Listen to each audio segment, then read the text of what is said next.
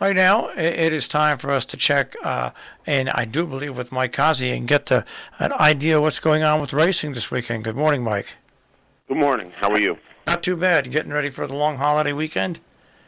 Yeah, I'm ready already. I'm off. Well, everybody argues with me, Mike. I always say, because I get out of here this morning at 9:30, so to me the weekend starts on Friday and goes right through Monday. And of course, Monday is the day I really take extremely seriously, because that's the day we think and thank about all the Americans that have given their lives to give us the freedoms that we enjoy today. Yep, that's true. All right. Well, what's going on at the tracks this weekend? Believe it or not a lot. I got one race for tomorrow at Belmont. The tracks spread their stuff out all the time. If you want, I think the Met Mile used to be on Monday. That's one example. Used to always be on Memorial Day. Now they run it on Belmont Day. So everything's changed, and not for the better. So I got one race for tomorrow. It's a Grade 3 turf race at Belmont Park, going 7 furlongs, soaring softly. To show you the state of racing, it's $100,000. It's a Grade 3 stake. They run races at Saratoga for maidens for like $120,000. So it's a very peculiar state right now in racing. But with that being said, 2 horses I like tomorrow in this race. One is the 8-horse Haughty. He's going to be the favorite. This horse won first 2 starts out at Belmont and Keeneland, then went to the Breeders' Cup, ran in the Juvenile Fillies race, ran third, got beat less than a length. Flavian Pratt rides this horse. Pratt took up his tack from California to move to New York, and in my opinion, he's the best rider in New York. That's including the 2 brothers known as the James brothers in my book.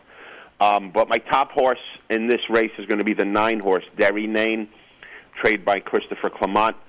This horse won first time out. Being a New York bred, it's even more impressive for this horse.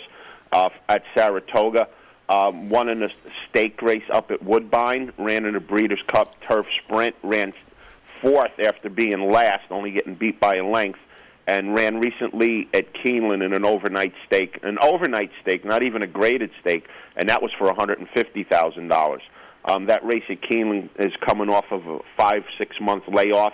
Clement has this horse much tighter tomorrow. Rosario rides. He's been on this horse for every race that the horse ever ran. 7-2 morning line. I like that number 2. So my top pick in the race tomorrow is going to be the 9-horse Derry Nane, and then the 8 Haughty is going to round out my exacta tomorrow at Belmont Park. All right, now, what did you think of the Preakness? I thought it was a lot of bad horses running. The winner was running all over the track like a drunk sailor on his way to the finish line. The second-place horse, Epicenter, does what he does all the time, runs big but doesn't win a lot. I'm not impressed by any of the 3-year-olds this year, which is why I bet that 80-1 shot out of the race that the winner came out of. I just didn't happen to bet the right 80-1 shot. Not impressed at all with any of the 3-year-olds this year. Is this going to affect the Belmont, the crowds at Belmont? Is it going to affect the crowd at Belmont? No, because when I went last year, they only allowed 5,000 people in it. The year before that, it was all screwed up with COVID. So this is going to be the first year that the Belmont will be the Belmont again, and anybody and everybody that's able to go will be there. So I'm expecting at least 50,000 people there that day. It doesn't matter if they line up 10 goats. There's going to be a whole lot of people there that day. All right. Well, have a good weekend, extended weekend, Mike. I'll do my best. All right. Take care. Take care. Mike Kazi with a check on horse racing this morning, and we've got a full check of sports coming up in just a few seconds. We'll take a look at scores now throughout baseball and other sports. Yankees, it was a tight game against the Tampa Bay Rays. 0-0 through the 5th inning. The Yankees have a lot of injuries, came into this game, and they need a big series. They had lost 3 out of their previous 4 games. And the Yankees came through.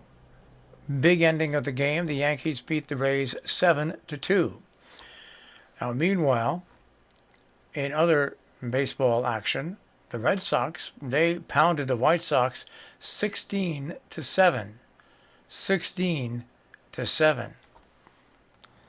So the Red Sox are coming alive. I mean, they're playing teams that they should beat, and they're beating them. But that's good news for the Bo Sox as they started off a little rough, and it looks like they're coming around.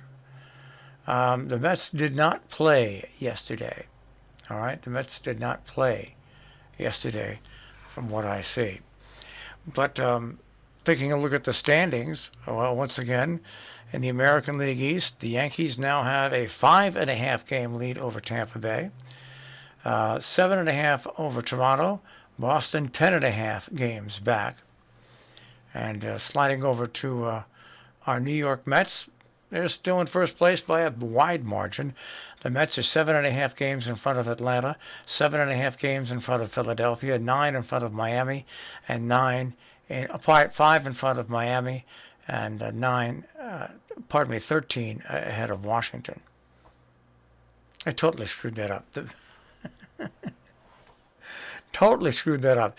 The Mets are, of course, 7.5 and 7.5 against Philadelphia and Atlanta, 9 ahead of Miami, and 13 against Washington.